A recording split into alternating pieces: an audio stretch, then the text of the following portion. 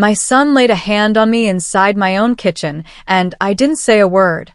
But the next morning, when he came downstairs thinking I just accepted his disrespect, he froze in sheer terror when he saw who was sitting at my dining room table. I was sitting at the head of the table, smoothing out the lace tablecloth. When Marcus walked into the room with that air of his, like he owned the world. He hadn't even noticed the swelling on my lip. He was so focused on himself. He grabbed a biscuit, took a bite, and started talking about how things were going to change in this house. But the words died in his throat when the chair next to me moved. His face, which had been flushed from the liquor, turned gray, like he'd seen a ghost.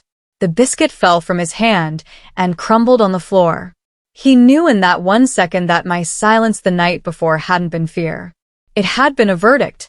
But for you to understand how we got to this breakfast that felt more like a courtroom, let me introduce myself properly. I'm Margaret Thompson. I'm 68 years old, a widow, and I live in an old neighborhood in Savannah, Georgia. You know, the kind of houses with the big porches and the old oak trees out front. Well, that's me. I've always been a peaceful woman. I raised my son on my own after my Vincent passed. Worked 2 jobs, so he'd never want for anything. But until about 6 hours ago, I didn't know I was sleeping with the enemy right under my own roof. It all happened. Or maybe it all fell apart. Around 3 o'clock in the morning, Marcus came home. I was in the kitchen, sitting in my rocking chair, listening to a hymn on the radio, real low to calm my nerves. It was raining hard outside, but the sound that startled me was the key scraping in the front door, all rough-like. He stumbled in, smelling of cheap bourbon and cigarettes. I stayed quiet. He threw his keys on the hall table, and I heard something break. It was my ceramic vase, the blue one my grandmother gave me. He didn't even look back. He walked into the kitchen, and when he saw me, his anger just seemed to swell up. He started yelling, saying it was my fault his life was a mess, that I cared more about the house and my old junk than I did about him. I got up slowly and said, "Son, go to bed. You're not well."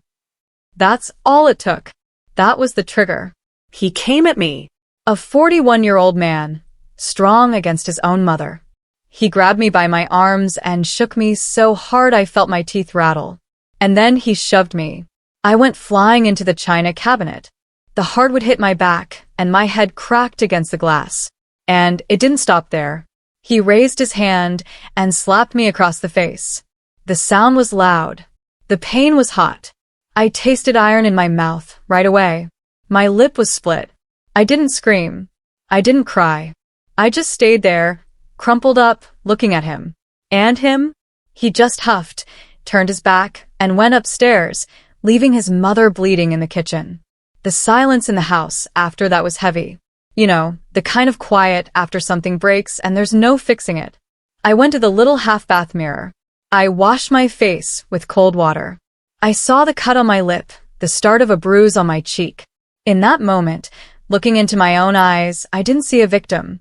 I saw the Margaret who survived too much to put up with that. I decided right then and there. That was the last time. I went back to the kitchen, cleaned up the blood, and instead of going to bed to cry, I started cooking. It was the only thing I could do to keep from losing my mind. I got out the flour, the butter, the baking powder. I grabbed that new set of champagne-colored nonstick baking sheets. You know, the one my sister sent me. She said they were the best 'cause nothing sticks to them. And they are real pretty and sturdy. I used them all night long. While the world slept and my son snored upstairs, I baked dozens of biscuits on those sheets. Every time I kneaded the dough, I thought about what I had to do. With every batch that came out golden from those baking sheets, my plan got clearer. I wasn't going to fight him with yelling. I was going to use the one language Marcus seemed to have forgotten: respect and the law. I set the table like it was Christmas. Lace tablecloth, fine china, fresh coffee. Everything perfect. When the clock hit 7:30, I was ready. The smell of the food went upstairs like bait. I knew he'd come down, and I knew he'd think everything was fine 'cause a mother forgives everything, right? Little did he know that forgiveness this time was coming with a side of justice. Marcus came down, face all puffy and arrogant as ever. He saw the table set and gave a crooked smile. He thought he'd won, but then at 8 o'clock sharp, The doorbell rang, and his world was about to come crashing down. The first batch of biscuits came out of the oven at 4 o'clock in the morning.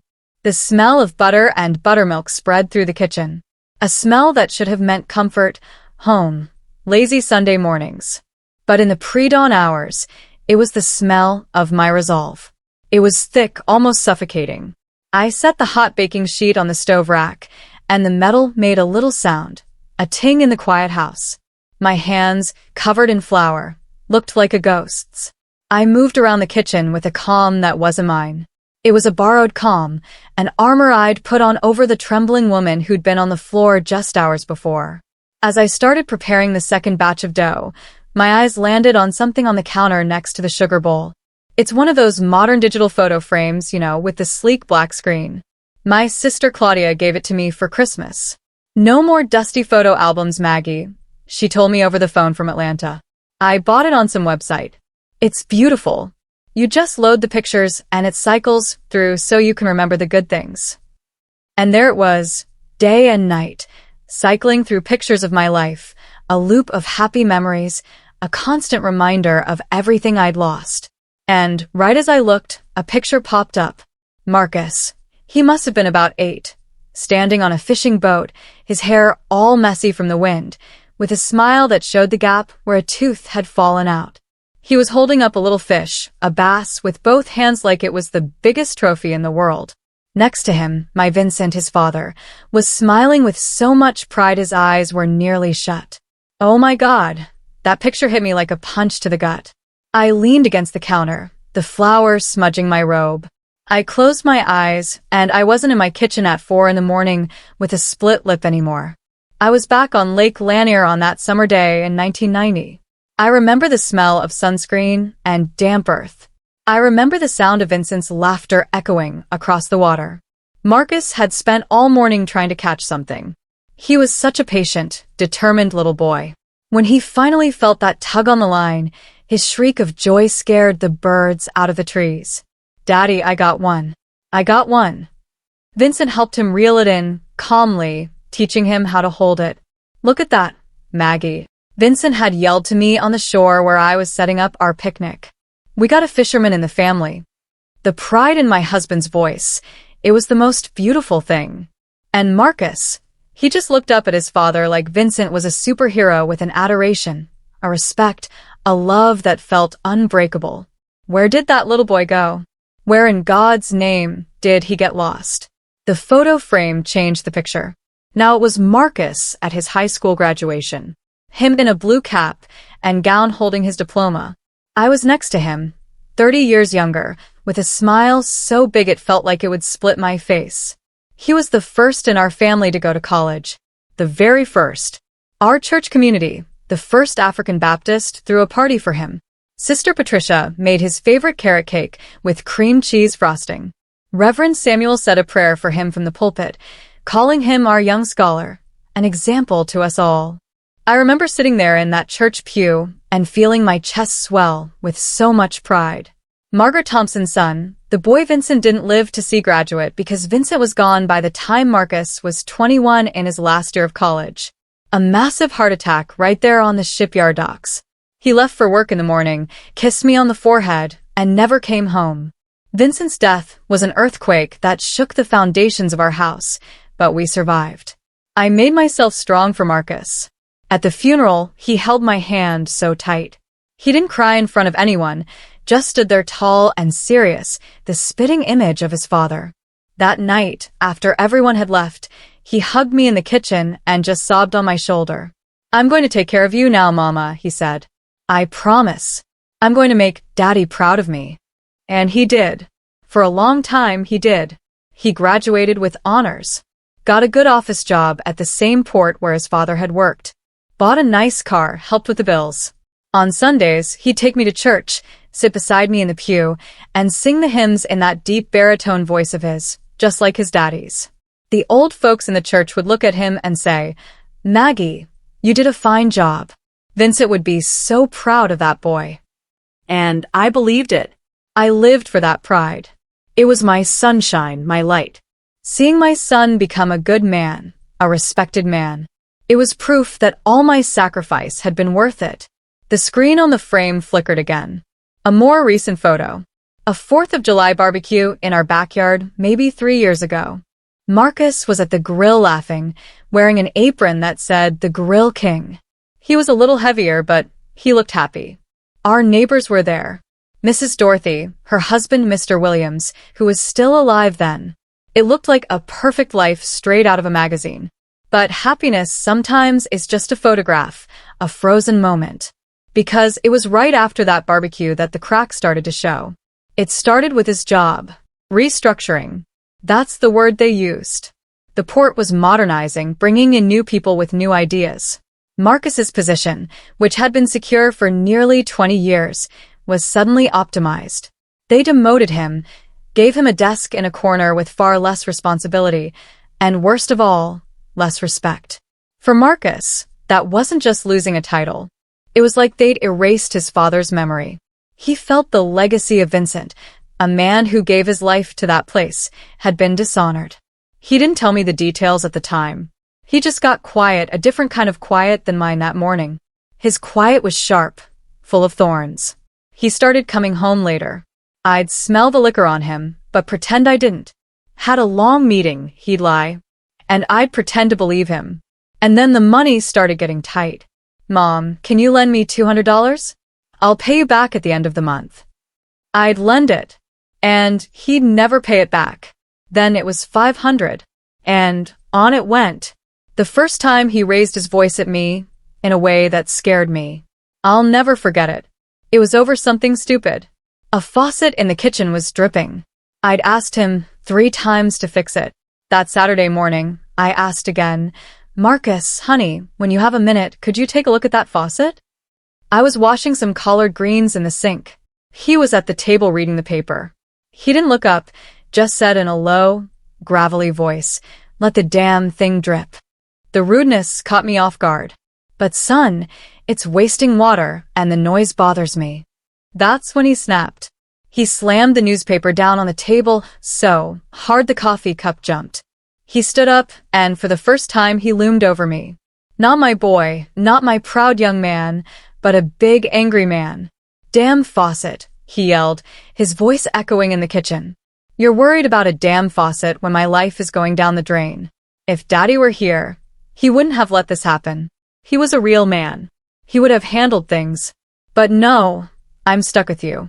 A woman who cares more about a dripping faucet than her own son. I took a step back. My heart was racing. I held on to the edge of the sink, my hands wet and cold. It wasn't what he said. It was his eyes. There was a look in them I'd never seen before. A nasty, poisonous resentment. And for the first time in my life, I felt a chill of fear for my own son. Not a fear that he'd get hurt, a fear of what he might do. I didn't answer. I just stood there watching him as he grabbed his car keys and stormed out, slamming the door. I was left in the kitchen listening to the sound of the dripping faucet. Drip, drip, drip. Each drop seemed to be marking the time of a new era in our house, the era of fear. I sighed, pulling myself back to the cold morning. The smell of biscuits was in the oven again.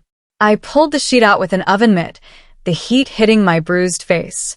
The photo on the frame had changed again. It was a picture of me and Vincent on our wedding day. So young, so full of hope. Oh, Vincent, I whispered to the empty house. You would not like the man our boy has become. I reached for the bowl to start the 3rd batch. I was going to need a lot of biscuits. After all, I had important company coming for breakfast, and Mrs. Dorothy, I knew, loved my biscuits with peach preserves. The grandfather clock in the living room chimed 5. The deep melancholic bells rolled through the house, marking another hour of my vigil. I already had 3 batches of biscuits cooling on the rack, perfectly golden, lined up like little soldiers. My kitchen, which had always been my sanctuary, my place of creation, had become a war room. I moved with a precision that came from deep in my soul. But my body, oh my body, was starting to feel the toll of the night. My back, where I'd hit the china cabinet, ached with a dull, throbbing pain. My lip was swollen and pulsed, and exhaustion was beginning to seep into my veins, a slow poison. I needed coffee, strong. I went to the counter and pressed the button on my coffee maker. It's one of those programmable ones, a real modern thing I bought a few months ago, a red one, real pretty, that matched the accents in my kitchen. I bought it because I thought it would be practical. I could set everything up at night, the water, the coffee grounds, the filter, and program it to start brewing at 6 o'clock in the morning. I thought that if Marcus woke up to the smell of fresh coffee, maybe his mood would be a little better. Maybe he wouldn't wake up with that dark cloud already hanging over his head. What a fool I was, trying to use the smell of coffee to sweeten a man's bitterness. For the last few months, that coffee maker had become just another tool in my routine of walking on eggshells. I made sure the coffee was always ready, that his favorite mug, the big blue ceramic one, was clean and in its usual spot, that the newspaper was on the table. Any little thing out of place, any deviation from the routine I'd built to appease him, could be the trigger for a whole day of rudeness and punishing silence. As the hot water began to drip through the filter, releasing that wonderful aroma of roasted coffee, I let myself sit down for just a moment. I closed my eyes. The pain in my back flared, and the memories of the last 2 years came flooding in like a tidal wave. They weren't good memories like the ones on the digital photo frame. They were the memories I tried to shove to the back of my mind every single day. After that first blow-up over the faucet, things were never the same. That incident opened a door inside him, a door that let out a monster I didn't know. And I, out of fear, out of shame, out of a mother's love that was turning toxic, I let that monster make a home in my house. The full layoff from the port came 6 months later. They called him into the boss's office on a Friday afternoon and handed him a cardboard box for his things. 20 years of service, tossed out like trash. He came home that day pale, carrying the box like it was a coffin. He didn't cry. He didn't yell. He just put the box in the middle of the living room, went upstairs to his room, and stayed there for 2 days. I'd knock on the door, bring him food, beg him to come out. Nothing. On the 3rd day, he came out, and he was a different man. What little respect he had left in him, the last spark of that proud boy the church had applauded, was gone. From that day on, everything was my fault. If it rained, it was my fault. If his football team lost, it was my fault. And most of all, his father's absence was my fault. You never really understood him, he'd scream, his breath already smelling of liquor at 3 o'clock in the afternoon. You think he was happy working like a dog at that port? He worked himself to death for you, for this house. And what did you do? You turned the house into a museum.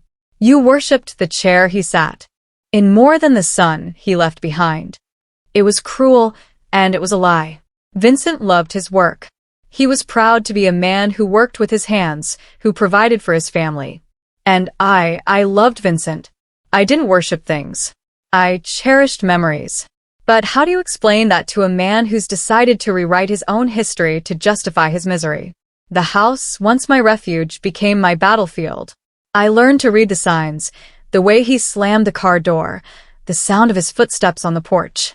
I could tell just from those little things if the night would be filled with yelling or icy silence. Both were torture. The financial manipulation got worse.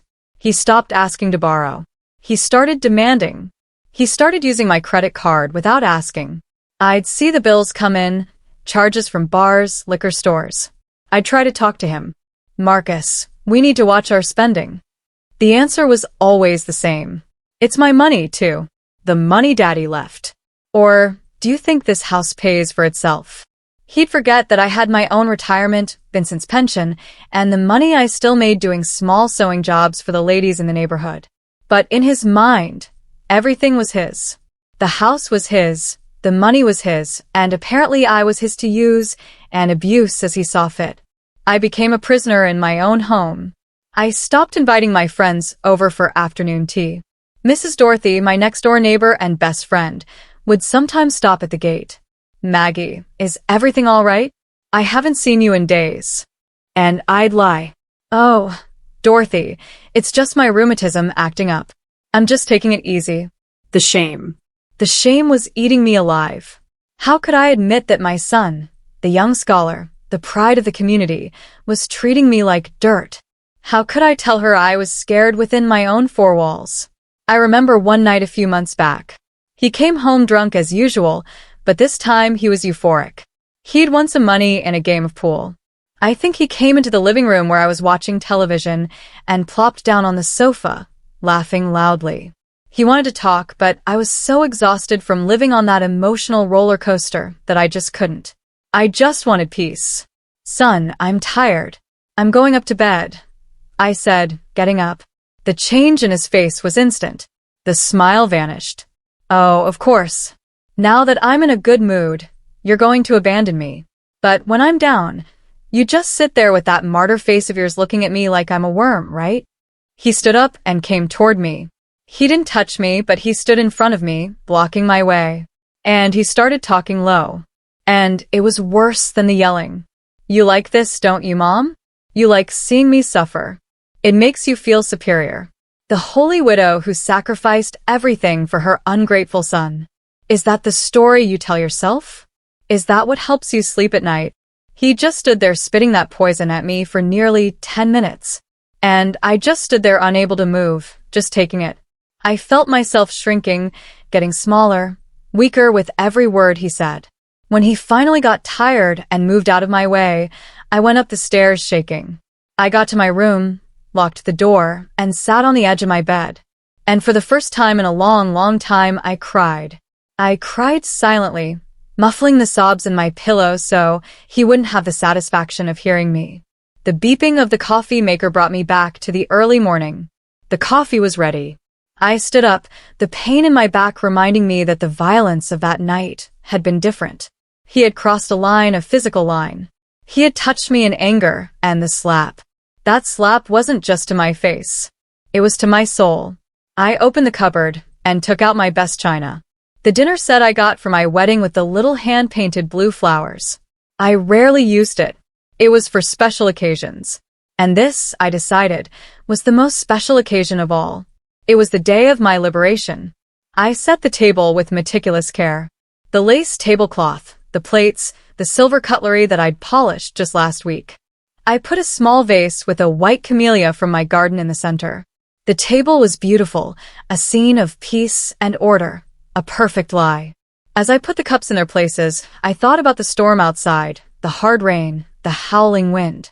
It felt like nature was mirroring the turmoil inside me. But for the first time in a long time, I wasn't afraid of the storm. Not the one outside, and not the one sleeping upstairs, because I knew that when the sun came up, my own personal storm was finally going to break. I looked at the clock, 5:45. I still had time.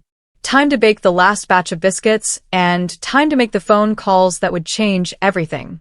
The house was about to wake up, and justice, my dear, was going to be served hot right alongside the coffee. It was exactly 3:15 in the morning when the keys scraped in the front door lock. I know the exact time because the grandfather clock had just chimed 3, and I'd counted every one of the 15 ticks that came after. I was sitting in my rocking chair in the kitchen, wrapped in my bathrobe. It was a flannel bathrobe, real thick and plush, a deep navy blue.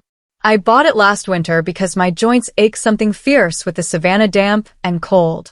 I remember thinking when the package arrived that it felt like a hug. And that morning, I was clutching it around me like it was a shield, trying to find some kind of warmth, some kind of protection from the cold that was coming from inside me. The door flew open with a bang like it had been kicked and slammed against the hallway wall. The sound echoed through the silent house. My heart jumped and started beating a fast, frantic rhythm in my chest. I held my breath. I waited. Marcus came in, a dark silhouette against the dim streetlight. The rain had gotten heavier, and he was soaked to the bone. Water dripped from his hair, from his coat, making a dark puddle on my wood floor. He looked like a wounded, angry animal that had sought shelter from the storm. He just stood there for a moment, his breathing heavy, almost a growl, and then he moved. With a sudden fury, he pulled the bundle of keys from his pocket and threw it with all his might toward the little hall table. I heard the sharp shattering sound of ceramic. My vase, my blue vase that had belonged to my grandmother. The sound of that heirloom breaking was like the sound of my own heart splitting in two. A dry sob rose in my throat, but I forced it down. Crying now? No. Crying would be a luxury, and it would be dangerous. He didn't seem to care what he'd broken. He kicked the door shut and came walking toward the kitchen. His steps were heavy, unsteady. The smell hit me first, a sharp, sour smell of cheap bourbon mixed with the smell of rain and pure rage. He stopped in the kitchen doorway, his big body filling the frame. The only light was the one over the stove, a yellowish light that cast long, frightening shadows. His eyes found me in the dimness. "What is it, Mom?" His voice was a slur, thick and pasty from the drink. He took a step into the kitchen, sitting there in the dark like a ghost, waiting up to give me a lecture to judge me. I didn't move in my chair. I kept my hands clamped on the arms of the rocker, feeling the worn wood under my fingers. I knew from experience that any move I made could be seen as a provocation. Silence was my only defense. "Answer me," he suddenly yelled, and his voice echoed off the pots hanging on the wall. "Are you praying for my lost soul? Or are you more worried about your damn old vase I broke?" The mention of the vase, the coldness with which he spoke of that object he knew meant so much to me, gave me a courage I didn't know I had. I stopped rocking. Slowly, with what little dignity I had left, I stood up. My back popped. I looked him straight in the eye, trying to find deep down any trace of my boy. "Marcus, son." My voice came out steadier than I expected. "I'm not going to lecture you. I just want you to go get some rest. You're all wet. You'll catch a cold. We can talk in the morning when you're feeling better." It was the wrong thing to say. I should have known. Trying to be reasonable with a man who has lost his reason is like trying to put out a fire with a thimble of water. My words, my calm, my motherly concern. To him, they sounded like an insult, like I was treating him like a child. His face twisted into a mask of fury. "Don't you tell me what to do," he roared, taking another step toward me. He pointed a trembling finger at my face. "You don't understand anything. You never have. You live in your little fairy tale world with your old junk, your memories, Daddy's ghost. The real world is out there, Mom, and it's eating me alive. And you just sit there and tell me to go to sleep."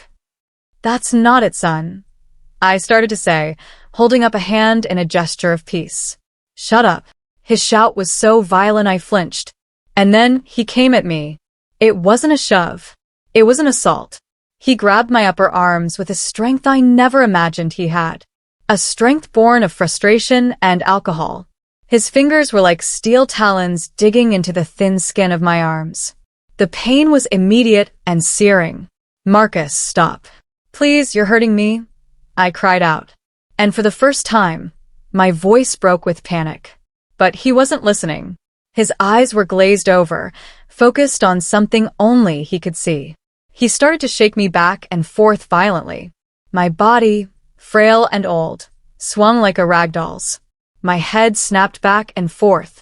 My glasses flew off my face and landed on the floor with a soft thud. The world around me became a blur of lights and shadows. The kitchen shelves, the refrigerator, the table. Everything was spinning. "You only care about things about this house, about him," he was screaming, and with every word he shook me harder. "I'm nothing to you. I never was. I'm just a burden, the failure son of the great Vincent Thompson." I was getting dizzy. The air wouldn't come into my lungs. I tried to pull away, but it was useless. He was so much stronger. At some point during the violent rocking, my feet lost contact with the floor. And that's when he threw me. It wasn't a push. He threw me. My body flew backward toward the wall where my grandmother's china cabinet stood. Time seemed to slow down. I saw the dark wood of the cabinet getting closer, as if in slow motion. There was no time to protect myself, to put my arms out. The impact was brutal. First, my back hit with a deep hollow thud against the solid wood. I felt like my spine was going to snap in two. The blow knocked the wind out of me in a single painful gasp. And in the same instant, my head, carried by the momentum, whipped to the side and cracked hard against the corner of the cabinet. An explosion of white light and sharp pain behind my eyes. The sound was a dry snap, a crack that seemed to echo inside my skull. The world went white for a second. A loud ringing like a million bees filled my ears. I slid down the wall, my legs like jelly, and collapsed to the floor. The pain was overwhelming. A throbbing pain in the back of my head, a sharp pain in my back, a burning pain in my arms where he had held me. I was stunned, confused. I tried to focus my eyes. I saw the kitchen spinning, the lights distorting. And then I saw him. He was standing a few feet away, his chest heaving, his fists clenched. He was looking down at me on the floor with an unreadable expression. And I thought, it's over. He'll stop now. He'll realize what he's done. But no, he took a step toward me. I flinched instinctively, trying to shield myself with my arms, and his hand came open, fast, violent. The slap cracked through the air, an ugly, wet sound. It caught me square across the face. My head was thrown to the side from the impact. I felt the skin of my lip tear against my own teeth, and the hot, salty taste of blood filled my mouth. And that was it, the final act. He stood there over me for a few more seconds. His breathing was still heavy. I looked up at him from the floor. My son, the baby I carried in my arms, the boy I taught to walk, to talk, to pray. And I didn't recognize him. The man in front of me, with his hate-filled eyes, was a stranger, an intruder, a monster. And then, without another word, as if he'd finally expelled all the poison he was carrying, he turned. He turned his back on his mother, lying bruised and bleeding on the kitchen floor, and he went upstairs. I heard his steps, heavy and slow, in the upstairs hallway. And then the final sound, the slam of his bedroom door, a sound that sealed my fate and his. The sound that began the longest morning of my life. The silence that settled in the kitchen after his bedroom door slammed shut was the heaviest thing I have ever felt in my life. It wasn't a peaceful silence. It was a vacuum, a silence of shock. The kind of quiet that comes after an explosion when everything around you is destroyed and the dust hasn't settled yet. The only thing I could hear was the sound of the rain outside, relentless, and the sharp ringing inside my own head. I lay there on the floor for what felt like an eternity. My whole body ached, every muscle, every bone. The back of my head throbbed with a steady, nauseating rhythm. The taste of blood in my mouth was strong, and I could feel a warm trickle running down my chin. I was curled up, my arms wrapped around my knees like a frightened child. And for a moment, that's all I was. Scared, terrified. A 68-year-old woman alone, hurt on the floor of her own home by the person she loved most in the world. The tears came, silent hot. They ran down my face and mixed with the blood on my chin. They weren't tears of anger. They were tears of pure, absolute grief. A grief that wasn't just physical. It was the pain of betrayal. The pain of looking at the fruit of your womb and seeing a stranger. The pain of realizing that the love you gave, the life you sacrificed had produced this. A man capable of raising his hand to his own mother. I thought of my Vincent. What would he say if he saw me like this? Vincent was a gentle man, but a firm one. He never raised his voice to me in 30 years of marriage. He treated his own mother, a small, frail woman, like she was a queen made of crystal. If he saw what Marcus had become, his heart would break all over again wherever he was. The image of my husband gave me a spark of strength. I couldn't just lie here on the floor crying. Vincent wouldn't have wanted that. My mother wouldn't have wanted that. My grandmother, who faced things I can't even imagine, certainly wouldn't have wanted that. I'm made of stronger stuff. I had just forgotten. With a groan of pain, I pushed myself up, using the leg of the kitchen table for support. The cold, solid wood gave me an anchor. Slowly, inch by inch, I got to my feet. My legs were shaking so badly, I thought I'd fall again. I held on to the edge of the table, breathing deeply, trying to fight off the dizziness. The whole kitchen seemed to be swaying. When I felt a little steadier, I walked slowly, holding onto the furniture, to the little half bath under the stairs. Every step was in agony. When I got there, I reached out a trembling hand and flipped on the light. And then I looked in the mirror. The yellow light was merciless. The woman staring back at me was broken. My gray hair, which I always keep in a neat bun, was loose and discontinued, strands stuck to the sweat on my forehead. My face. My left cheek was red and swollen, and the skin around my eye was already starting to darken, a nasty purple bruise forming. And my lip, it was split, puffy, the dried blood forming a dark crust in the corner of my mouth. I raised my hand and touched the bruised cheek with my fingertips. The skin was hot, tender, and as I touched it, I didn't just feel the physical pain. I felt the humiliation, the shame. That mark on my face wasn't just a bruise. It was the visible proof of my failure. The failure of a mother who didn't see the monster growing. The failure of a woman who let fear silence her. And it was right there, looking at that mark, that the sadness began to turn into something else. Something cold, hard, and anger. But it wasn't a hot, explosive anger like Marcus's. It was a cold, calculating anger. An anger that didn't scream. It whispered, and what it whispered was, "Never again." I turned on the cold water tap. I cupped my hands and splashed the icy water on my face once, twice, 3 times. The water stung my cut lip, but it was a good pain. A pain that woke me up. I washed away the blood, the sweat, the tears. I dried my face with a small towel, patting gently at the sore area, and I looked in the mirror again. The broken woman was gone. The woman staring back now had steel in her eyes. There was pain in them. Yes, a deep pain that might never go away. But there was no more fear. The fear had been burned away by that cold anger. In its place was resolve, a deadly calm, the calm of someone who has hit rock bottom and found that the ground was solid stone and you could push off of it to go back up. I thought about my options. I could do nothing. In the morning, I'd put on some makeup to hide the bruise. I'd say I fell.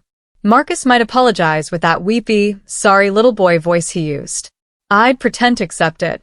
And we go back to our routine of walking on eggshells until the next explosion, and the next until when? Until he pushed me harder. Until my head hit a corner in a way that I didn't get up from. No, that option was dead and buried. I could pack a bag and leave. Call my sister Claudia in Atlanta. Ask for shelter. Abandon my home, my memories, my life. Leave Marcus here to drown on his own in his bitterness and his liquor. But this house was mine. It was my sweat, my husband's sweat, that paid for it. Why should I be the one to run? I had done nothing wrong. I would not be the fugitive. So that only left the third option. The hardest one, the most painful one, the only one that felt like a real solution, the only one that could maybe save my life. And who knows, in some twisted, terrible way, his life, too. I left the half bath. The kitchen was still a mess. My glasses were on the floor near the rocking chair. I picked them up. One of the lenses was cracked. I put them on anyway. The crack in the lens seemed like a symbol of how I saw the world now. Everything was broken. I walked through the dark living room. The ticking of the grandfather clock seemed louder now, marking the rhythm of my decision. I went to the phone, an old rotary phone that sits on a little table in the hall, but I didn't use it. I went to the kitchen and got the cordless phone, a more modern handset I bought a few years back. One with big backlit buttons, one of those for older folks to make dialing easier. I bought it because my fingers sometimes get stiff from arthritis. I never thought I'd be so grateful for those big buttons because my hands in that moment were shaking. Not from fear, but from a nervous determination. I took the phone into the dining room. I sat in my chair at the head of the table, the same table where in a few hours everything would happen. I took a deep breath, and I made the first call. The night was still dark, but my mind had never been so clear. The plan began to form piece by piece. It wasn't a plan for revenge. It was a plan for survival. I didn't want to destroy my son. I needed to stop the monster he'd become. And if to do that I had to break his heart and my own into 1,000 pieces, then so be it. Some hearts need to be broken so the light can get in. I grabbed an item I'd thought about using earlier, but gave up on. A high-coverage concealer. I'd bought it online after seeing an ad that promised to cover any imperfection. It was from a fancy brand in a little gold tube. I bought it thinking I'd hide my age spots, the dark circles from sleepless nights. When I looked in the mirror after the assault, my first instinct was to think, tomorrow I'm going to need a lot of this. But now, looking at the little gold tube in my hand, I threw it in the drawer with force. No more covering up. No more hiding. The truth, as ugly as it was, needed to be seen. The world needed to see it. And more importantly, Marcus needed to face in the light of day the mark he had left on me. The shame would no longer be mine alone. From that moment on, I was going to share it with him. I was sitting in the darkness of the dining room, the cordless phone heavy in my hand. The silence of the house was almost absolute, broken only by the steady sound of the rain and the electric hum of the refrigerator in the kitchen. I looked at the illuminated buttons on the handset. Each number seemed like a challenge. To dial meant to make it all real. It meant crossing a point of no return. For a second, the mother inside me, the one who gave birth, who nursed, who stayed up all night with fevers, hesitated. A weak voice whispered in the back of my mind, "That's your boy, Maggie, your only child. You can't do this to him." But then the pain in my head throbbed, sharp, and the taste of blood returned to my mouth. The hesitation vanished like smoke. That man upstairs, snoring in the room I'd so lovingly decorated, was not my boy anymore. My boy wouldn't throw me against a cabinet. My boy wouldn't raise a hand to me. That man was a dangerous stranger, and I needed to protect myself from him. I took a deep breath and dialed the first number. My fingers trembled a bit, but I dialed with a firm press. The sound of the ringing, that ring sounded absurdly loud in the quiet house. It was almost 4 in the morning. I was calling to wake up a 73-year-old retired federal judge. On the other end, on the third ring, a sleepy but instantly sharp and authoritative voice answered. "Hello." Dorothy. "It's me, Maggie. I'm so sorry to call at this hour, my dear." There was a pause. I heard her stirring, the sound of fabric. The sleepiness in her voice vanished, replaced by immediate concern. "Margaret, for heaven's sake, what's happened? Are you all right? Is it Marcus?" Mrs. Dorothy Williams, my neighbor for over 40 years. We'd watched our children grow up together, buried our husbands within months of each other, shared countless cups of tea on the porch, but Dorothy was more than a friend. Before she retired, she was one of the most respected judges in Georgia. A black woman who broke barriers, who faced the system and won. Her mind was as sharp as a razor, and her presence commanded a respect few people could. If there was anyone in the world who would understand the complexity of my situation, the mix of love and terror, it would be her.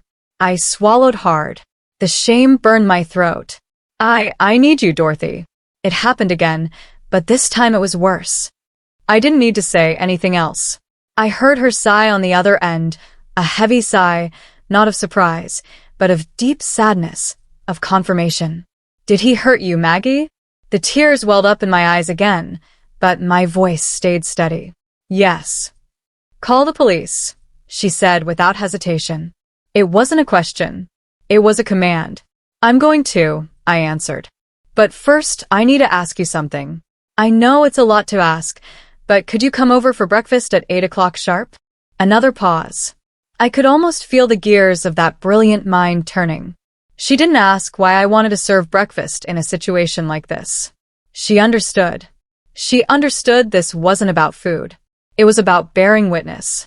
It was about authority. "Maggie, I'm not coming for breakfast." Her voice turned hard as steel. "I'm coming to hold court. Where is your boy now?" "Sleeping drunk in his room," I whispered. "Good," she said. "Let him sleep. Don't talk to him. Don't make a sound. Just do what you have to do. I'll be there at 8. And Maggie, yes, you're doing the right thing, the hardest and the rightest thing. I'm proud of you." When she hung up, I felt a wave of relief so strong my legs went weak. I wasn't alone anymore. The cavalry was coming, and my cavalry wore an impeccable pantsuit and had the U.S. Constitution memorized. I took a deep breath, gathered my strength, and dialed the second number. The Savannah Police Department. A tired night shift operator answered. "Savannah PD, what's your emergency?"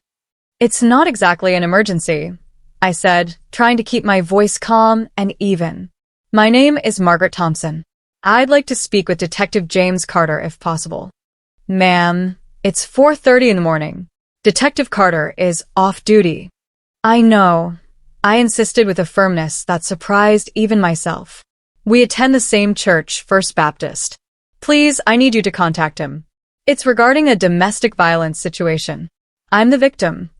The shift in the operator's tone was immediate. The bureaucracy gave way to urgency. One moment, ma'am. I waited, my heart hammering against my ribs. Detective James, a good man, a deacon at our church. He'd known Marcus since he was a boy in the choir. He'd watched Marcus grow, watched him become a man. But he was also a cop, a man of the law. I wasn't calling Brother James, the deacon. I was calling Detective Carter, the officer, and I needed him to act like one. After a few minutes that felt like hours, James's deep, familiar voice came on the line, thick with sleep and concern. Sister Maggie, what's going on? Are you safe? And then for the second time that night, I had to tell it. I had to put my shame into words. James, Marcus, he assaulted me. He came home drunk and he hit me. My voice broke on the last word. I heard a rustling sound in the background, like he was getting out of bed, pulling on clothes in a hurry.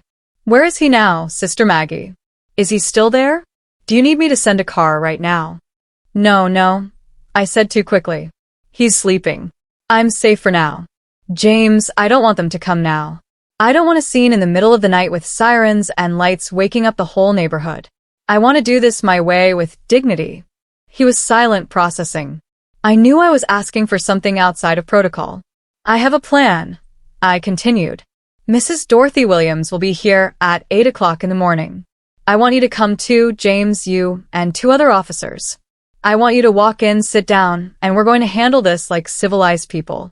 Before you take him. James sighed. A sigh of a man torn between his duty and his affection for my family. Sister Maggie, that's highly irregular. I know it is, James, but you know me. You know Marcus. You know if a squad car shows up here with sirens blazing, he'll react badly. He'll fight. He'll scream. It'll turn into a circus. I don't want that. I want him to look me in the eye. I want him to look Mrs. Dorothy in the eye. And I want him to look you in the eye, James. I want him to understand what he's done. I don't want him to be just another drunk being dragged out of his house. I want him to feel the weight of his community's disappointment. Do you understand? He was quiet for a long time. Then he said, I understand, Sister Maggie. 8 o'clock sharp. We'll be there. Just lock yourself in your room to be safe. And if he wakes up, if he tries anything, you call me immediately. Understood? Understood, James. And thank you. God bless you, Sister Maggie, he said and hung up. 2 calls made, 1 to go, the most personal one.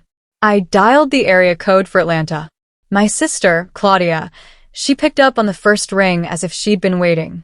Maggie, I felt it. I knew it was you. What did he do? Claudia and I always had that connection. She knew. She always knew. I told her everything. The broken vase, the yelling, the shove, the slap. She listened in silence with just the sound of her breathing on the other end of the line.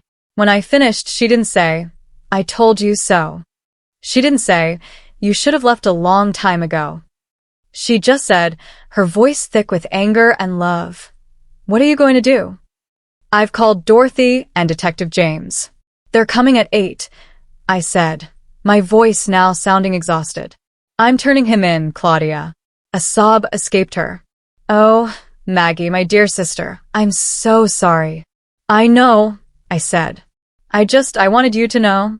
I wanted someone in our family to know what I'm doing so that if I ever doubt myself, you can remind me of today, of this night. I'll remember, she promised. I'm getting the first bus to Savannah in the morning. I'll be there by the afternoon. Thank you. Take care of yourself, Maggie. And know this.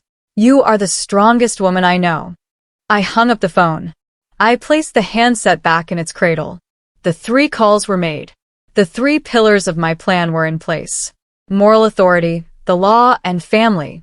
I felt a deep weariness, an exhaustion that came from the soul. But at the same time, I felt light as if a 2-ton weight had been lifted off my back. The weight of silence. I looked at the clock, almost 6 in the morning. The sky outside was beginning to lighten from a deep black to a bruised bluish gray. The storm had passed. I had 2 hours. 2 hours to finish preparing breakfast. 2 hours to get myself ready. 2 hours to prepare for the final battle. I went to the kitchen and started making the peach preserves. Justice, after all, was going to be served, and it would have a bittersweet taste. The gray morning light started to filter through the kitchen windows, revealing the silent chaos of my vigil. There was a dusting of flour on the floor, dirty bowls in the sink, and the sweet, heavy smell of biscuits hanging in the air. The sky outside was pale, washed clean by the night's rain. It was the calm after the storm, and I felt that same calm inside me, a strange, cold calm, but an unshakable one. The exhaustion weighed on my shoulders like a shroud, but my mind was sharper than ever. Less than 2 hours to go. I needed to finish setting the stage. It wasn't enough to just have law and order on my side. Marcus needed to understand what he was losing. He needed to see in a concrete way the home he was destroying, the mother he was throwing away. His punishment wouldn't just be legal. It had to be visual, emotional. I started cleaning the kitchen with a renewed energy. I washed the dishes, scrubbing each plate and bowl with a force like I was scouring the filth from my own soul. I dried everything and put it away. I wiped the flour from the counter and the floor. The kitchen in 20 minutes was spotless, gleaming in the morning light as if the violence and despair of the night had never happened. It was a facade, a beautiful, orderly facade, just like the life I had been leading for the past 2 years. Then I turned to the food. The biscuits were already done, dozens of them, piled on a white ceramic platter. I went to the pantry and got a can of peaches and syrup. I opened it and poured the contents into a saucepan, adding some brown sugar, a dash of cinnamon, and some freshly grated nutmeg. As the peaches bubbled on the stove, the sweet and spicy aroma mixed with the buttery smell of the biscuits. It was the smell of Marcus's childhood. When he was a boy and got sick, I'd make him these same preserves to eat with toast. He used to call it his sweet medicine. The irony of it. I was preparing the most bitter medicine of his life, and he didn't even know it. While the preserves thickened, I put a large pot of water and salt on to boil for the grits. Creamy grits with plenty of butter and a little bit of sharp cheddar stirred in at the end. Soul food, food for the soul. But right then, it felt more like food for a condemned man. A last meal. As the water boiled, I focused on an important detail, the knives. I had a set of kitchen knives. Vincent had given me for a birthday many years ago. But last year, the wooden handle on my favorite chef's knife had cracked. Claudia, always paying attention, sent me a new set as a gift. It was from some German brand, high-quality steel, and they came in a heavy wooden block. So you can chop your collards easier, sis, she joked. I kept them razor sharp. I took the paring knife from that block. The blade gleamed. I used it to slice some fresh fruit to garnish the table. Strawberries, cantaloupe. Every cut was precise, clean. I moved with the skill of a woman who'd spent her life in the kitchen. But that morning, there was something else in my movements, a surgical precision, like a doctor preparing for a delicate operation on which a patient's life depended. And in a way, my life depended on what was about to happen. With the food almost ready, it was time to set the table. I went to the china cabinet, the very one I'd been thrown against. I ran my hand over the dark wood, feeling the solid texture, the history in it. I opened the glass doors carefully.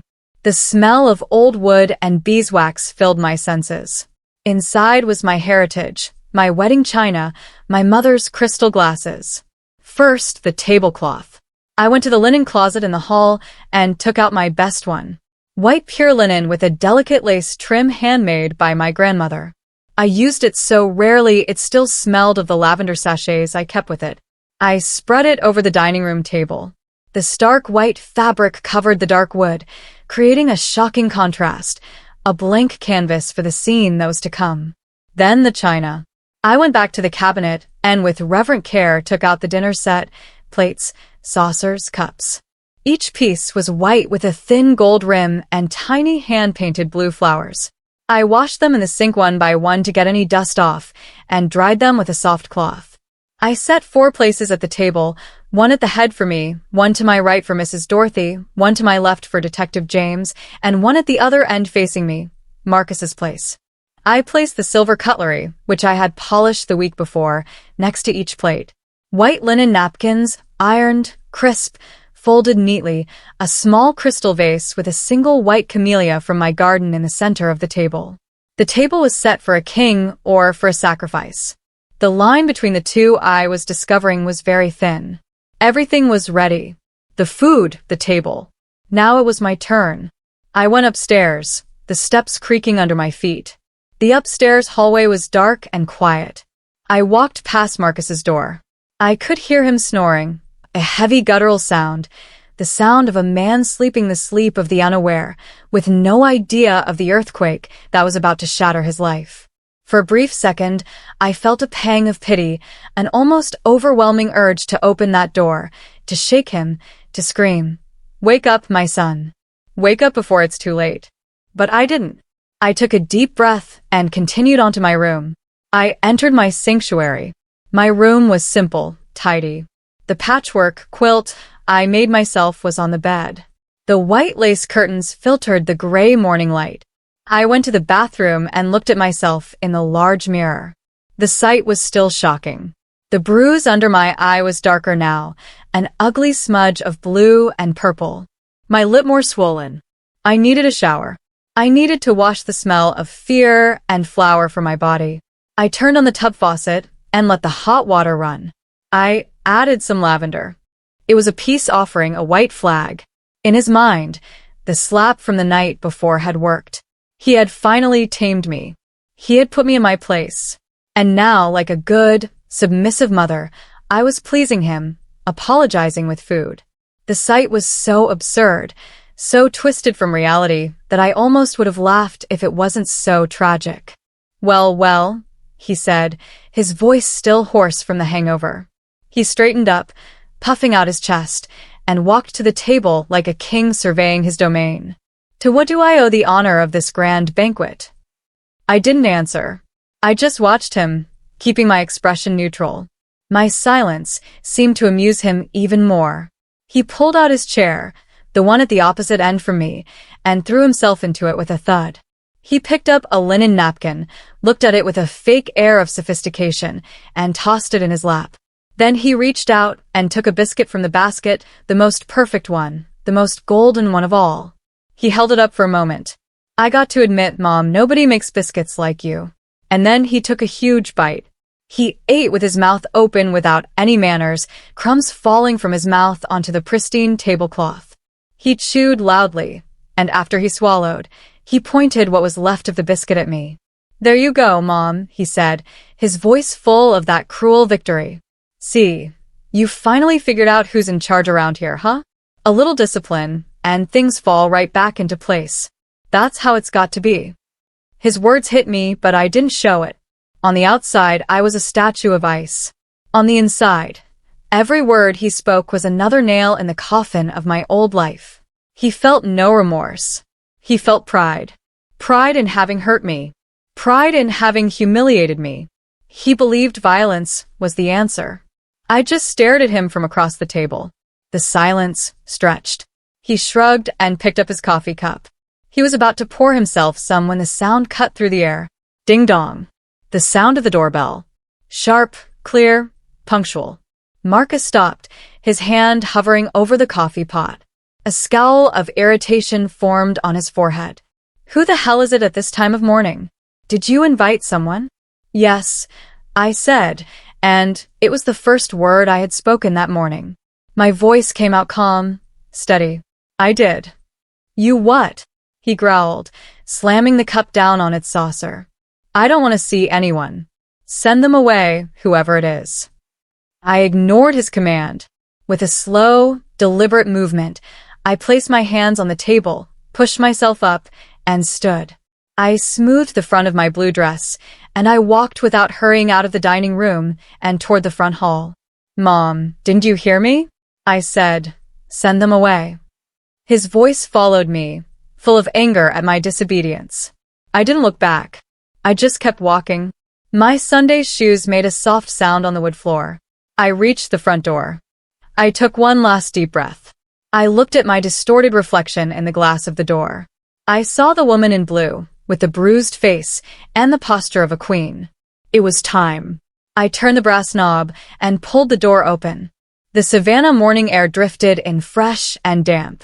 On my porch stood the three people I was expecting. Mrs. Dorothy Williams, immaculate in her peach-colored linen suit, wearing a string of pearls and a serious expression that would make any lawyer tremble. Beside her, Detective James Carter, tall and imposing in his uniform, his cap held in his hand, his face grim with concern and duty, and behind him, two younger officers, both with professional neutral expressions. I looked at Dorothy. She looked at my face, at my lip, at my eye. I saw a flash of fury in her eyes, but she controlled it instantly. She just gave me a nod, an almost imperceptible movement, but it said everything. I'm here. We're here. Good morning, Margaret, she said, her voice as firm as a judge's in a courtroom. Good morning, Dorothy. Detective, I said, my voice just as steady. Please come in.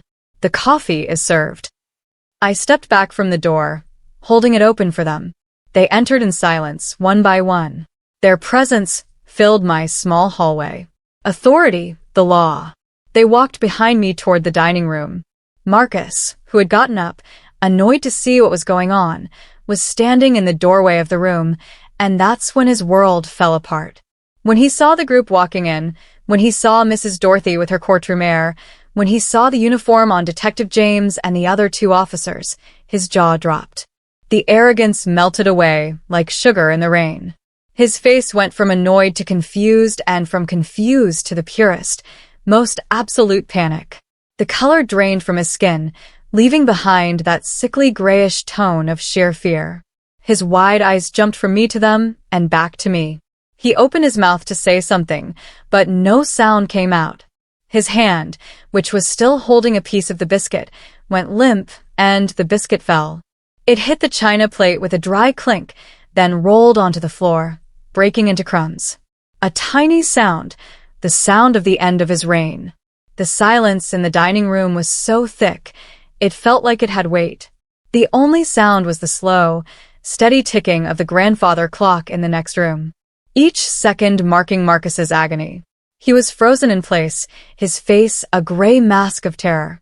His eyes wide and disbelieving, darted from one face to another, like a cornered animal, looking for an escape route where there was none. He looked at me, and for the first time, I saw in his eyes not anger or contempt, but a terrified question. Mom, what have you done? I didn't have to answer. Mrs. Dorothy Williams did it for me with her actions. With a calm that was both terrifying and magnificent, she took a step forward.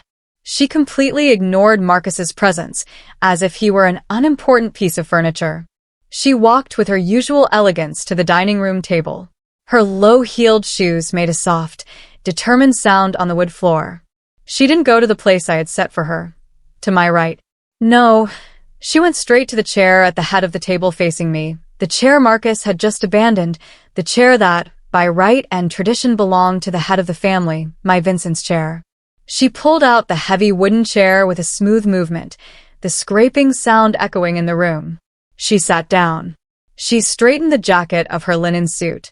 She placed her leather purse on the floor beside her, and then she looked at Marcus, just looked. There was no anger in her gaze, no pity.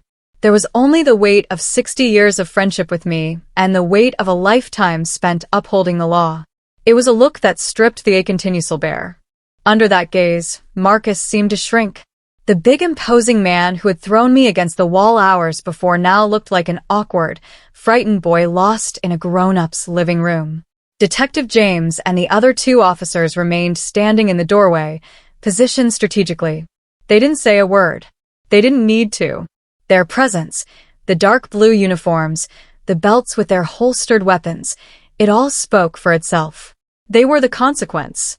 The physical and legal answer to the violence of the night. Mrs. Dorothy, still without taking her eyes off my son, reached out and took the porcelain coffee pot. "This coffee smells wonderful, Margaret," she said, her voice calm and velvety, as if she were commenting on the weather at an afternoon tea. She poured herself a cup, the dark steaming liquid filling the white china. She took the small cream pitcher and added a drop. She stirred the coffee with a silver spoon, the gentle clinking of metal against porcelain cutting through the tension. She took a sip, and then she placed the cup back on its saucer with calculated delicacy. Finally, she spoke to Marcus. "Marcus," she began, and her voice was low, but it carried an authority that filled every corner of the room. "I remember when you were just a little boy. You used to come running to my fence, a dandelion in your hand, and say, 'Look, Aunt Dorothy, a flower for you.'" Marcus swallowed hard. His Adam's apple bobbed. "I remember," she continued, "you carrying my grocery bags from the market, even when they were almost bigger than you were. You were such a polite boy, so kind." "Let me get that, Aunt Dorothy. You shouldn't be straining yourself. That's what you always used to say." She paused, taking another sip of coffee. Every word she spoke was a small blow, a reminder of the man he should have been, in stark contrast to the man he had become. It wasn't an accusation. It was a eulogy. "Your father," she said, and Vincent's name seemed to hang in the air, "would have been so proud of that boy. The boy who became a man, went to college, the first in the family, the pride of our community, the pride of his mother." She paused and glanced at me. Then her eyes returned to Marcus, and the softness in her voice was gone, replaced by a blade of steel. "Where did he go, Marcus? Where is that man?" Marcus opened his mouth. A hoarse sound, a groan escaped. "Aunt Dorothy, I don't know what you're talking about. This is just, a family misunderstanding." It was the wrong thing to say. Mrs. Dorothy's eyes narrowed. "A family misunderstanding?" she repeated, her voice dripping with irony. She gestured with her chin in my direction. "Look at your mother's face, Marcus. Look closely. That on her lip, the bruise forming under her eye. Does that look like a misunderstanding to you?" He couldn't look. His eyes fell to the floor, to the crumbs of the biscuit he had dropped. "No." Mrs. Dorothy's voice was sharp now. "That has a name, and we both know what it is." That was Detective James's cue. He stepped forward, pulling a small notepad from his uniform pocket. His presence was imposing. He looked at Marcus with an expression of profound disappointment. "Marcus Thompson," James said, his voice grave and official, without the warmth of Brother James from church. "We've received multiple complaints of disturbing the peace from your neighbors over the last 6 months. Loud noise, late-night music, shouting." Marcus hunched his shoulders, still staring at the floor. "We also have a record," the detective continued, flipping a page in his notepad, "of an altercation at the Salty Dog Bar 3 weeks ago. You were involved in a fight and had to be restrained by security. You were released with a warning." Marcus's head came up a little. Surprised that he knew about that. "And we have 2 reports not yet confirmed by a traffic stop of you driving recklessly after leaving said bar. In short, Marcus, you've been on our radar." James paused, and his gaze grew even more serious. "And then this morning at 4:37 a.m., I received a phone call, a domestic assault complaint from this address. The victim, your mother, Margaret Thompson." Every word from the detective was a nail being hammered. The list of his failures, his transgressions being read aloud in his childhood dining room, in front of the woman who was a second mother to him. The humiliation was palpable. The air was thick with it. I stood up. All eyes turned to me. My back was aching, but the back support belt I'd put on under my dress kept me upright. I would not falter. Not now. I walked slowly around the table until I was standing next to Mrs. Dorothy's chair. I placed my hand on her shoulder, and I felt the solidity, the support, and then I looked at my son, not at the floor, not at the wall, straight into his eyes. And for the first time in a very long time, I was the one who made him look away. "Marcus," I began. My voice was calm, but there was no warmth in it. It was the voice of a woman who had walked through hell during the night and come out the other side. I needed him to understand. This wasn't about hate. It was about something much more complicated. I'd put on lipstick before coming downstairs. A wine-colored lipstick, real dark with a matte finish. My niece had sent it to me as a gift.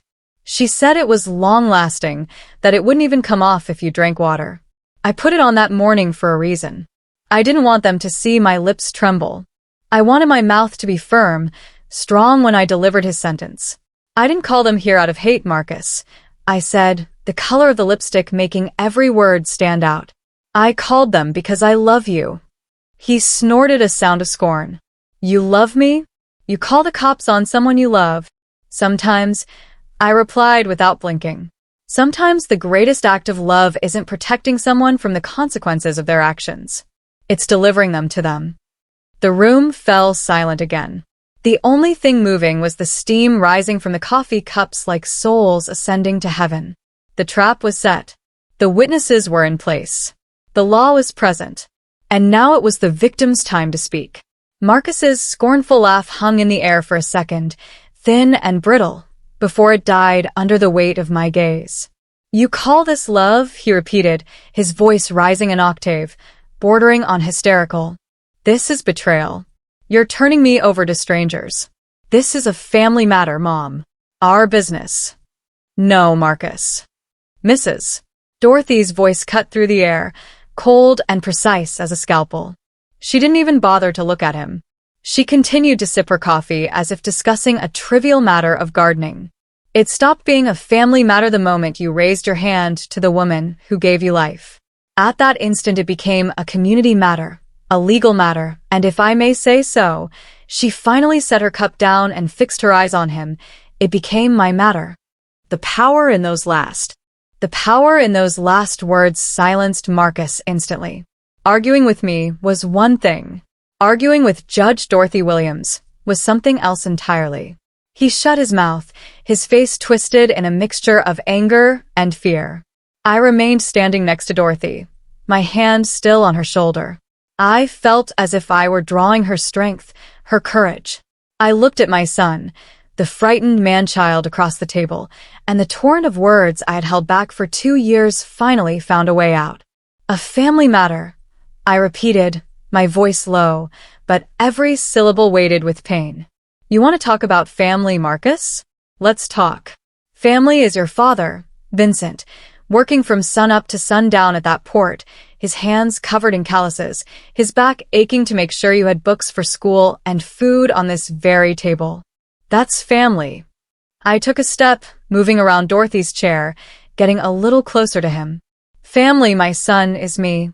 After your father was gone, working as a seamstress until my fingers bled, and then going to clean floors in an office downtown, coming home in the dead of night, just to make sure your college tuition was paid, to make sure you'd have a better future than we did.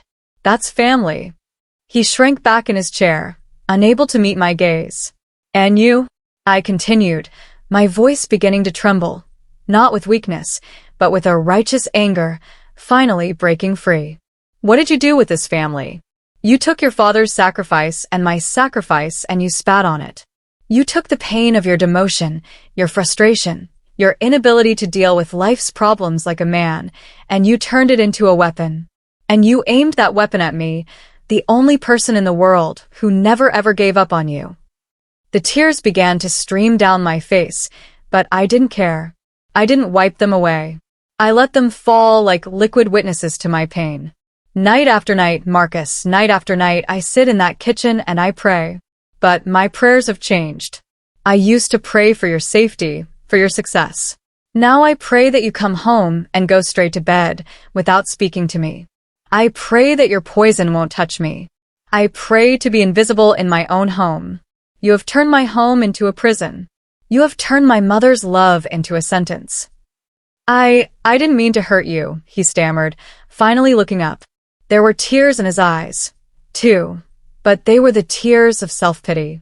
I drank too much. I lost my head. It won't happen again, Mom. I swear. I swear to God. Oh, no. No, I said, shaking my head slowly. Don't you use God's name in this house. Not today. How many times have I heard that promise, Marcus? Huh? How many hungover mornings have you woken up crying, begging for my forgiveness? And I, like a fool, believed you every single time. I forgave you. I cleaned up your messes. I lied to the neighbors. I hid my tears. I protected you. And you know what my forgiveness did? You know what my protection did? I leaned over the table, my knuckles resting on the lace tablecloth. It gave you permission. My silence. My forgiveness. They told you it was okay, that you could yell, that you could break things, that you could humiliate me. And last night, they told you that you could hit me. The word hit hung in the air, ugly and irrefutable. And you know what the worst part is, Marcus? I went on, my voice now a hoarse whisper.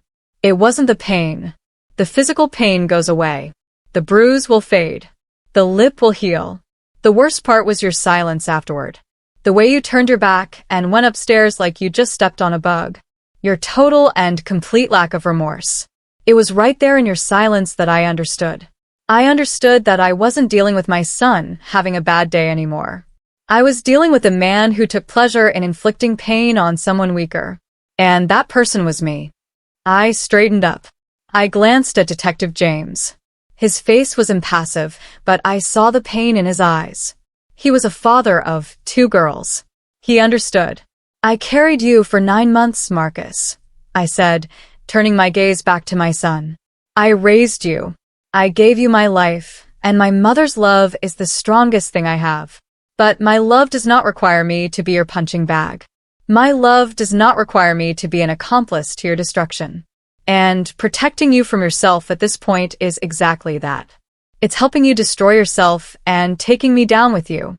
He started to cry for real now. Loud, childish sobs. Mom, please don't do this. I'll go to rehab. I'll stop drinking. I'll go back to church. Anything, but don't let them take me. Please. It's a family matter. The law is clear on domestic assault, Marcus. Detective James's voice sounded calm, but final. It's not something we can ignore. What will the neighbors say? He whimpered in a last pathetic attempt to appeal to my shame. And that's when I picked up my watch, a gold wristwatch, small and delicate, that used to be my Vincent's. I wore it every day. I looked at the time, 8:15. I looked at him and said, I don't care what the neighbors will say anymore. I've spent the last 2 years caring about that. And look where we are. From today on, I only care about one thing. My peace, and my peace, Marcus, begins with your absence from this house. I sat down in my chair again. I picked up my linen napkin, and with perfectly steady hands, I served myself a spoonful of grits. I wasn't going to eat, not really. My stomach was a knot of anguish. But the act was symbolic. I was taking back my life, my table, my house. Mrs. Dorothy, seeing my gesture, nodded slowly. She turned to Marcus, his face a mess of tears and snot. Your tears don't move me, boy, she said, her voice without a shred of sympathy. An abuser's tears are always about himself, never about the pain he's caused.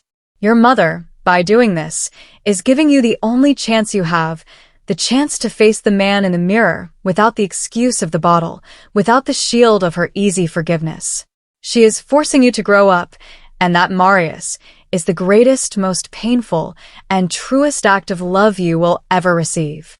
She turned to Detective James and gave a slight nod of her head. It was the signal. The trial at the dining room table was over. The sentence was about to be carried out. Mrs. Dorothy's nod was almost imperceptible, but to Detective James, it was as clear as the sound of a judge's gavel. He put his notepad away in his uniform pocket, and the small gesture marked the end of the conversation and the beginning of the action. He took a step forward, fully entering the dining room. The younger officer, who had been posted near the door, followed him.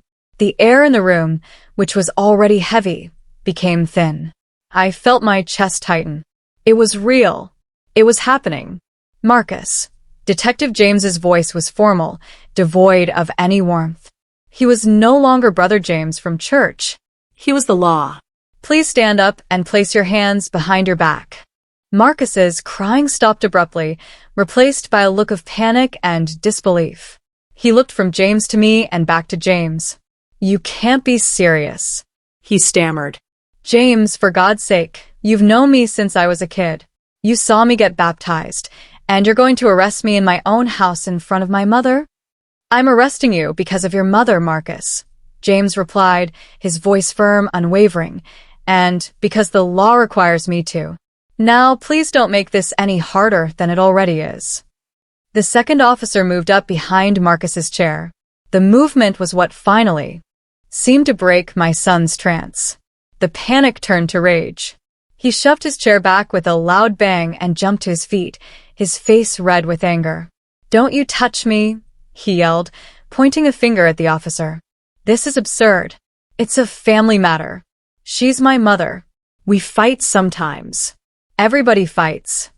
He turned to me, his eyes pleading and furious at the same time. "Mom, tell them to stop. It was just an argument." I lost my head. "Tell them you don't want to press charges." Everyone in the room looked at me. His question hung in the air. The last chance for me to back down, to go back to being the protective mother, the fearful woman. For a second, my heart faltered. To see my son, my baby in this situation, cornered, desperate. It was the hardest thing I've ever had to endure. I was holding a scarf in my hand, a silk scarf with a magnolia print that Vincent had given me. I had grabbed it from my dresser before coming downstairs, anticipating tears. And now I was clutching it so tightly in my hand that my knuckles were white. The thin fabric was soaked, not with the tears I'd shed, but with the ones I'd held back. I looked at Marcus, at his contorted face, and I found my voice. "I've said everything I have to say, Marcus." My voice came out low but clear. "I'm not going to lie for you. Not anymore." Those words were the final sentence. Marcus's face crumbled. The anger gave way to abject despair. He seemed to deflate as if his spine had been removed. He knew he had lost. "Please," he whispered, his voice broken. "Don't do this." Detective James didn't wait any longer. With a swift, practiced move, he took Marcus's arm and turned him around. The younger officer took the other hand, and then I heard the sound. The metallic dry sound of steel teeth locking together. Click. The sound of handcuffs, the sound of freedom for me, and the sound of rock bottom for him. Marcus let out a sob, a guttural sound of pure defeat. He didn't resist anymore. He just stood there, his head bowed, his shoulders slumped, as Detective James read him his rights. "You have the right to remain silent. Anything you say can and will be used against you in a court of law." The detective's voice was a monotone drone, the familiar litany I'd only ever heard in movies and on television. To hear it in my own dining room being read to my own son was surreal. Mrs. Dorothy didn't move. She remained seated, a silent and regal witness. Her presence an anchor of dignity in the chaos of my life. She was the proof that I wasn't crazy, that I wasn't overreacting. They started to escort him out of the room. As Marcus passed by me, he stopped for an instant. He lifted his head and looked me in the eye. His face was wet with tears. "Mama," he began. I thought he was going to apologize. But no. "You're going to regret this, Mama," he said, his voice low, full of a poison that chilled my blood. "You're going to be all alone in this old house with your old junk, and you're going to regret it." It was a threat, the last attempt of a tyrant to maintain control through fear, but the fear in me had died that morning. I met his gaze without flinching. I didn't feel anger. I felt nothing but a deep, abysmal sadness and pity. Pity for the weak man he had become. "Maybe, Marcus," I replied, my voice steady without a hint of hesitation. "Maybe I'll regret that it had to come to this. But I will never ever regret choosing my own life today."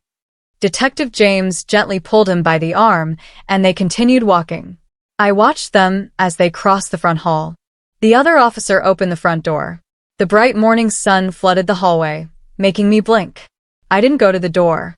I didn't want to see the curious neighbors peering out their windows. I didn't want to see the look on my son's face as he was put into a police car. I stood just inside my dining room and just listened. I heard their footsteps on the wooden porch. I heard Detective James's voice saying something to him. And then I heard the sound of the police car door slamming shut. A hollow final sound. And then the sound of the engine starting and driving away until it faded into the distance. And then the silence returned. But it was a different kind of silence. It wasn't the heavy, oppressive silence of the early morning. It was a light silence. Empty. Yes, painful without a doubt, but light. It was the silence of peace, the silence of a house that no longer held fear. I just stood there, for I don't know how long.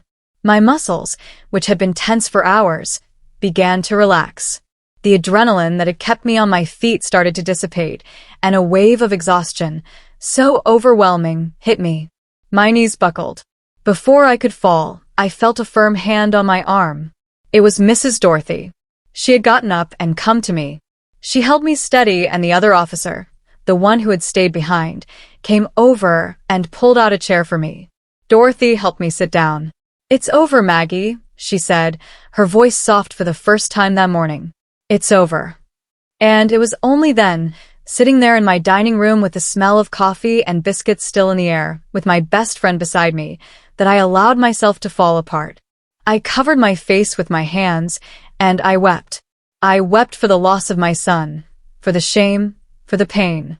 I wept for the boy he once was, and the man he never became. I wept for the loneliness that lay ahead of me. And I wept too for the terrifying relief of being finally and absolutely free.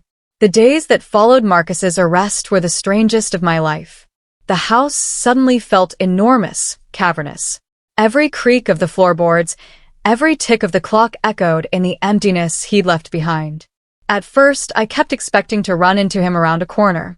I'd expect to hear his heavy footsteps on the stairs. The sound of the TV turned up too loud on the sports channel, but there was nothing. Just silence. A silence that for the first few days was as deafening as his yelling had been.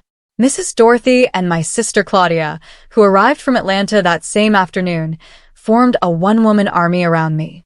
Claudia cleaned up the mess in the kitchen, picking up the shards of my ceramic vase with a look of quiet fury. "I'll glue every piece back together, Maggie," she said. "But some things, once they're broken, are never the same." I knew she wasn't just talking about the vase. Dorothy, for her part, handled the outside world. She spoke to the neighbors with a short, dignified version of the facts, cutting off any gossip at the root. Marcus is unwell and required a serious intervention. Margaret was brave and did what had to be done. The family asks for privacy and prayers. The word of a retired federal judge, my dear, carries more weight than any porch gossip. They made me eat. Claudia made my favorite soups. Dorothy brought over slices of sweet potato pie. But the food had no taste. I felt numb, like I was floating outside my own body, watching some sad old woman move through her house. The hardest part was the nights, lying in my bed in the absolute quiet of the upstairs, knowing that the room next door, my son's room, was empty. I would imagine where he was, in a cold cell at the county jail, with strangers, with criminals. The mother in me would scream. I felt like a traitor. I had nightmares. I dreamt he was a little boy again, crying behind bars, and I couldn't reach him. I woke up several times with my face wet with tears.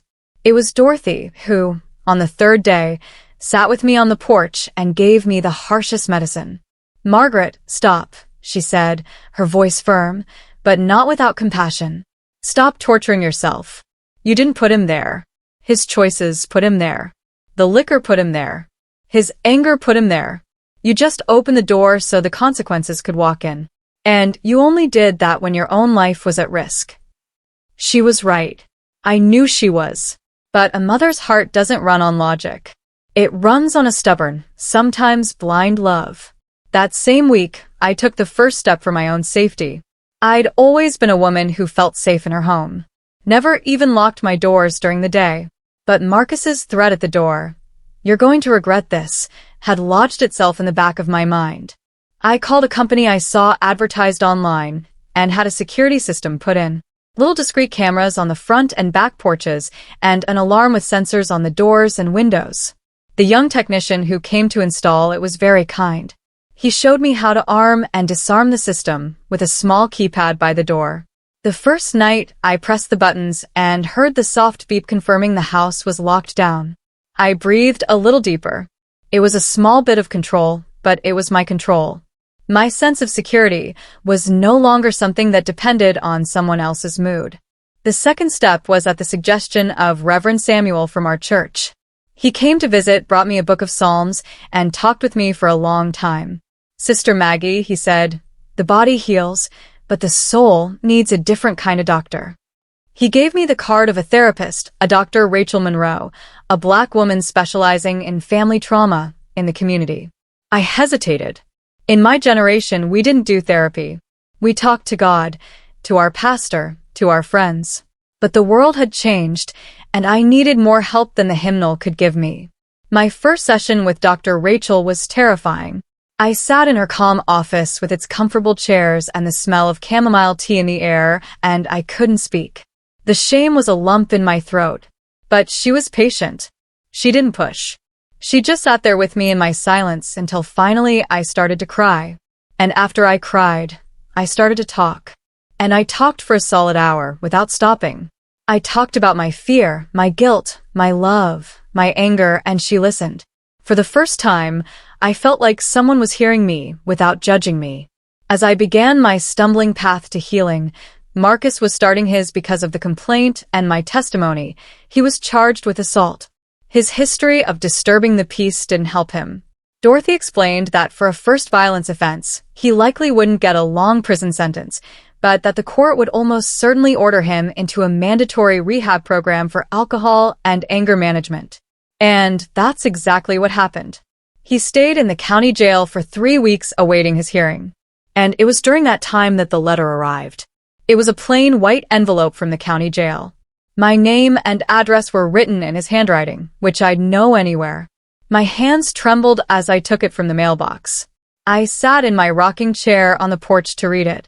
The afternoon sun was warm on my shoulders. I opened the envelope carefully. The letter was short, written on a sheet of lined paper.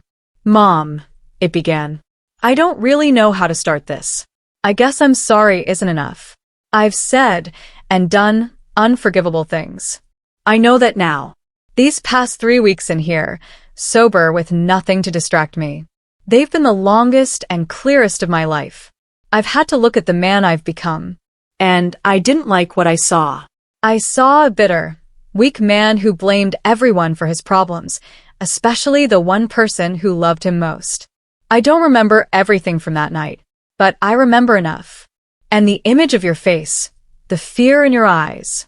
I'll never forget that. I hate myself for causing you that. When they put the cuffs on me, I hated you. I blamed you. But in here, in this quiet, I understood. You didn't do that to me. You did that for me. You hit the emergency button because the plane was going down, and I was too busy fighting with a flight attendant. You stopped me. And maybe, as crazy as it sounds, you saved my life. I'm not asking for your forgiveness. I don't deserve it. I just wanted you to know that I understand. Thank you for having the courage I didn't have, Marcus. I read the letter too, 3 times. The tears ran down my face and dripped onto the paper, blurring the ink. But they weren't tears of sadness. They were tears of hope, relief. I don't quite know. It was the first time in over 2 years that I had heard my son's real voice. Not the voice of the drunken monster, but the voice of the man who was lost inside. The voice of the boy who once promised me he'd make his father proud. He still had a long road ahead. The court sentenced him to 6 months in an inpatient rehab program followed by a year of probation and mandatory therapy. 6 months. It felt like an eternity. But for the first time, I felt there was a light at the end of the tunnel. A long, dark, scary tunnel, but there was a light. In the months that followed, I focused on myself. I continued my therapy with Dr. Rachel. I rejoined the church sewing circle. I started having Mrs. Dorothy over for tea again. Slowly, my house started to feel like a home again, not a prison. The silence was no longer scary. It was peaceful. I bought a tablet, one of those with a big screen and a nice leather case. I learned how to use it to read my books, to watch the news, to video call with Claudia. The world, which had shrunk to the size of my house, started to expand again. And then 6 months later, the phone rang. It was a mediator from the rehab center.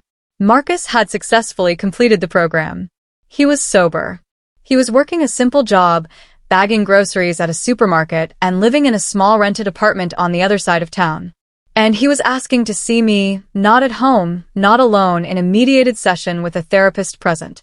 My heart jumped. Fear, hope, doubt, it all swirled together. Was I ready? Did I want to see him? I looked around my living room, at the afternoon sun streaming through the window, at my houseplants, at the photos of my family. I was at peace. And the question I asked myself was, am I willing to risk this peace? The question echoed in my head for days. Was I willing to risk my peace? The peace I had fought so hard to win back that I had built brick by brick on the ruins of my old life. The very idea of seeing Marcus again brought back a ghost of fear, a chill down my spine I had worked so hard to forget. I talked to Mrs. Dorothy. She, practical as ever, said, "Margaret, the decision is yours. But remember this, seeing him doesn't mean forgetting. Listening doesn't mean letting him back in.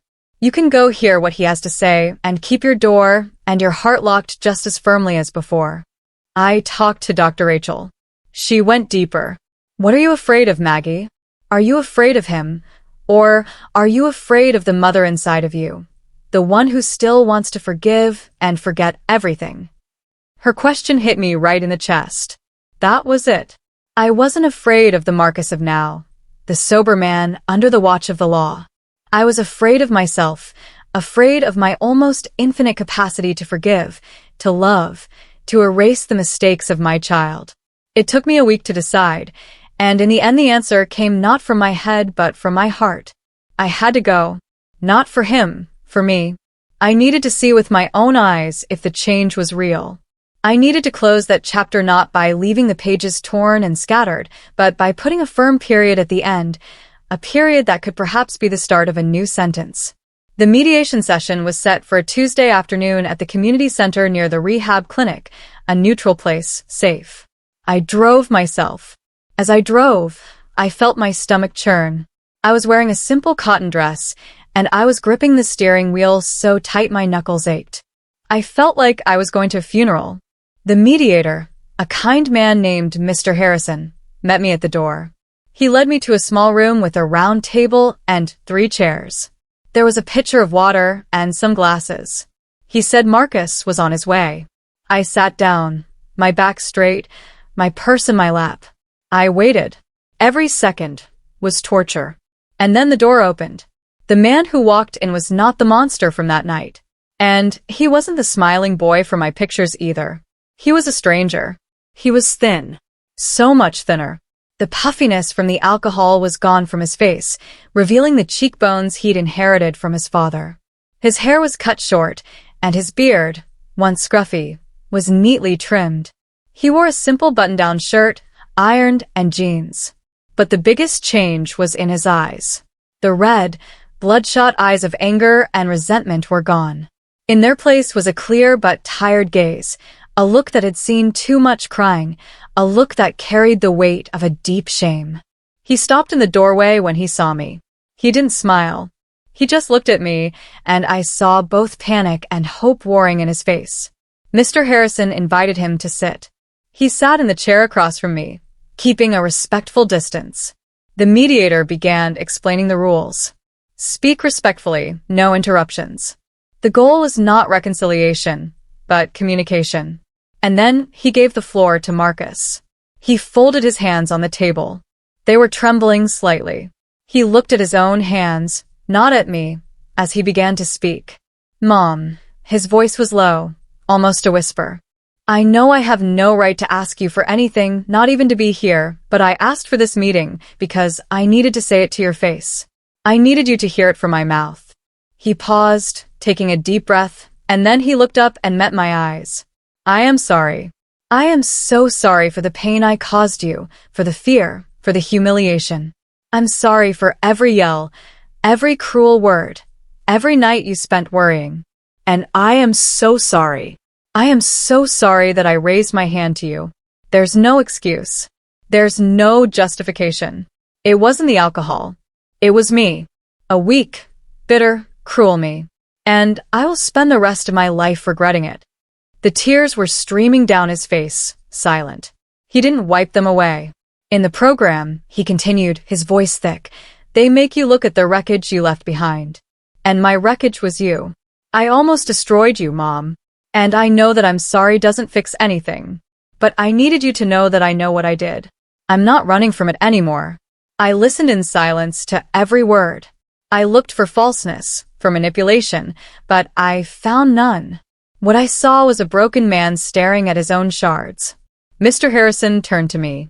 Mrs. Thompson, is there anything you would like to say? I looked at Marcus, at my son, and I told him the truth. I believe you, Marcus. I believe that you are sorry, and I forgive you. A sob escaped him.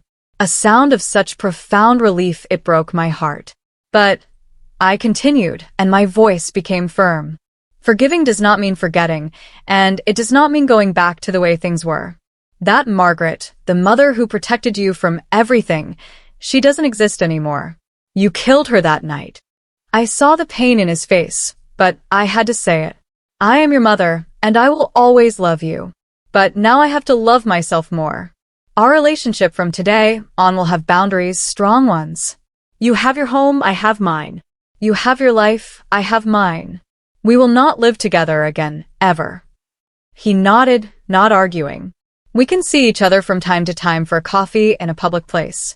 But my house, Marcus, my peace, they are no longer open to your storm. You need to learn to be your own safe harbor. It was hard. Every word was hard, but it was the most honest thing I had ever said to him. And so a year passed, a year of baby steps. We stuck to the arrangement. Every 2 weeks, we meet at a simple diner halfway between our homes. We sit in the same booth by the window. We always order the same thing. Black coffee for him, tea with lemon for me, and a slice of apple pie to share. We talk about his job at the grocery store, about my garden, about the weather in Savannah. We don't talk much about the past. He's in therapy. He goes to his Alcoholics Anonymous meetings every week. He hasn't had a drop of alcohol since he got out of rehab. The relationship isn't the same. The intimacy, the blind trust of a mother and child, that's gone, maybe forever. But in its place, something new has grown, a cautious respect, a love with borders. It's a sadder relationship perhaps, but it's safe. And for me, today, safety is worth more than anything else. Today, sitting on my porch, feeling the late afternoon breeze, I finally feel peace. The house is quiet, but it's a good quiet. It's my quiet. My son is alive. He is sober. And he is becoming at 42 the man he should have been at 22. It took a terrible act, an immense pain for it to happen. A mother's love, I learned, sometimes has to be cruel to be kind. He lost everything he tried to steal from me. My peace, my dignity, my home. Marcus, in the end, lost his freedom for a time, but in the process, he found a chance to be free from himself. I learned that true love isn't about enduring everything in silence. True love is having the courage to draw a line in the sand and say, I love you, but I love myself more. And you may not cross this. And sometimes the family you choose to stand with you, like a judge next door and a sister in another city, is stronger than the family of blood that tries to tear you down. And you, what would you have done in my place? Do you think I did the right thing? Let me know in the comments what city you're listening from. And if you enjoyed my story, please leave a like on the video so I can keep bringing more stories like this. Thank you for your kindness.